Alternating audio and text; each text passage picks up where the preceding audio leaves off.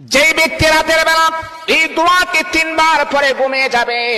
আল্লাহর নবী বিশ্বনবী সাল্লাল্লাহু আলাইহি ওয়াসাল্লাম বলেন, সকাল বেলা যখন আল্লাহ তাআলার বান্দা ফজরের নামাজের মাঝে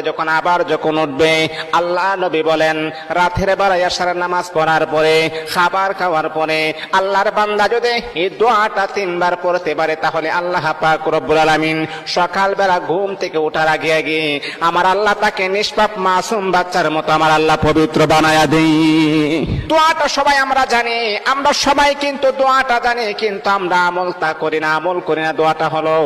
আস্তাগফিরুল্লাহাল্লাযী লা ইলাহা ইল্লা হুয়াল হাইয়ুল কাইয়্যুম ওয়া আতুবু ইলাইহি লা হাওলা ওয়ালা কুওয়াতা ইল্লা বিল্লাহিল আলিয়্যিল আযীম। 3 বার যদি আপনি পড়তে পারি, ইনশাআল্লাহ আল্লাহ পাক রব্বুল আলামিন আমার আপনার জীবনের সমস্ত গুনাহগুলোকে আমার আল্লাহ ক্ষমা করে